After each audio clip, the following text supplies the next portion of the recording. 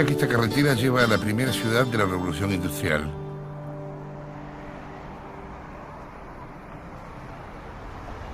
Se procesaban toneladas de lana en la época de las camas calientes y es hoy el mayor centro de negocios, financiero y de servicios legales en Inglaterra. Leeds tiene también 3 universidades. En su casa de Leeds vive, solo, a los 85 años, Zygmunt Bauman. Bauman es de origen polaco y nacionalidad británica.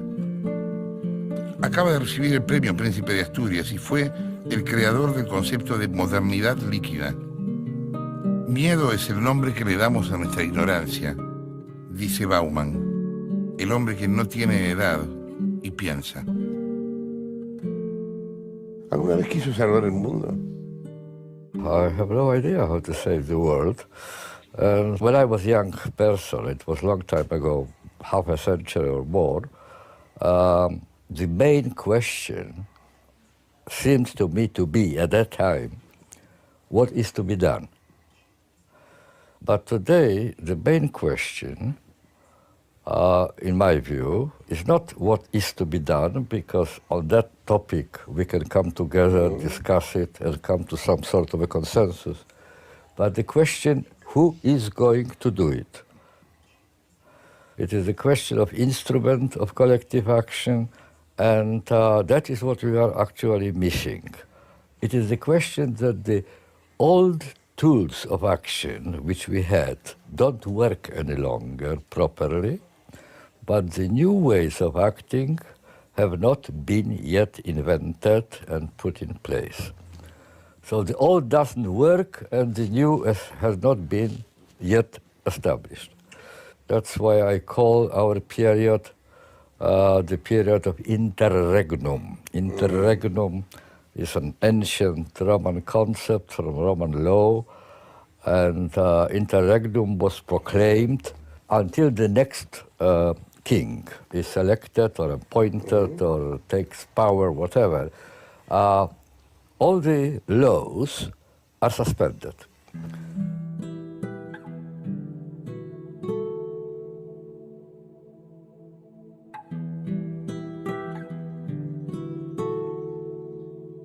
¿Qué edad tiene? How old am I? Yes. Oh, you'll be really amazed. 86. 86. 86, Wow. yes. I keep repeating that I'm a dinosaur, you know, and a remnant relic of old ages, really. Yes, I am 86, so I have seen many regimes, many upheavals in history, and also changes of human mood and preferences and fashions and so on. And that's why I'm very cautious when it comes to making predictions, really. All truly important events of 20th century came absolutely unpredicted. No one expected them. How can you imagine that you can really predict flapping of wings of every butterfly in the world? It's beyond question, you can't. Therefore, we are unable to predict not because we don't have enough knowledge, but because the world itself is unpredictable.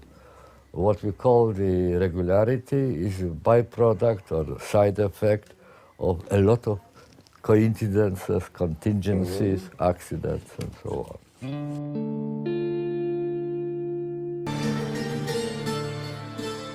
Technology develops is one of the major causes of uncertainty for a very simple reason.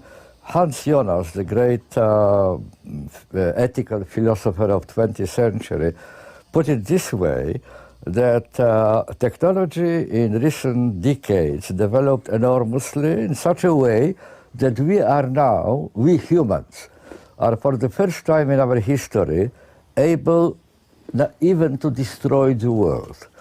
On the other hand, said Hans Jonas, our moral imagination has not developed very far beyond Adam and Eve.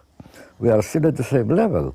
We see only our neighbors, we see our family, we see our tribe, we see our nation, we see our neighborhood, our city, but our moral imagination does not travel beyond that boundary. I repeat again, the gap between power and politics. Power is the ability to do things, and politics is the ability to decide which things are to be done.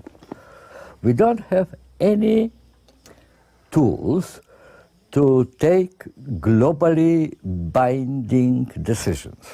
Es como que inventamos el teléfono, pero no sabemos qué decir por él. Yes, well, above all, there is no one to telephone to as far as the global order is concerned. The discrepancy between the enormity of tasks and the scarcity and the poverty of the instruments of action.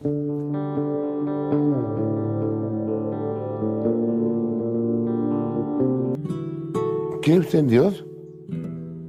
No, I believe that people will believe in God forever, but I don't believe in God. But that's my private issue. Ulrich Beck, I'm quoting quite a lot of people, but they are good quotations because they are wise people. Ulrich Beck, the German sociologist, the greatest living, recently published a book, God of One's Own. Eigene Gott, eigene, private, you know. What he says is that religion is thriving, religion is growing, religion is embracing ever and ever more people. The atheism is not any longer in fashion. That's very important because culture acts through passions, but it is no longer institutionalized God. It is God à la carte. Every one of us produces, pieces together God with all sorts of elements. Yes, but I am prepared already to be surprised. You know, it's when I was young, I still thought that there are laws of history, so you can actually predict. I was quite convinced. I quite frankly admit that, and that was actually what attracted me to Karl Marx in the first place, because he had such a tremendous certainty. Whatever is happening now is temporary, transient, and history is, so to speak, on the side of justice, on the side of equality, on the side of reason, and so on and so on. It proved to be different. I kept being surprised all my life, but I stopped being surprised by being surprised. ¿En qué crees? I am sure of one thing only. Unfortunately, I won't be opportunity to find out whether I was right or wrong, because I am a very old man. I won't see it. But people who are sitting around me now, they are all very young, and my prediction for them is that their life will be spent trying to close the gap between power and politics. They will raise our means of action to the level of the tasks which confront us. And that's a question of life and death. That's the major problem which confronts us. All the rest will be derivative. If we solve these problems, humanity has lived through many, many crises in its history, and there was always found a solution to every one of them. Cornelius Castoriadis, the Greek-French philosopher, was asked once, Mr. Castoriadis, what are you talking about? Do you want to change the world? But he answered, God forbid, it never occurred to me to change the world. What I want is humans to change themselves, as they did so many times in the past. So I am optimistic, but providing that we have also instruments for action. I repeat, the major problem today is not what is to be done.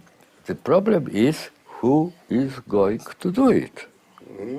I don't see any institution which is able to carry such a burden.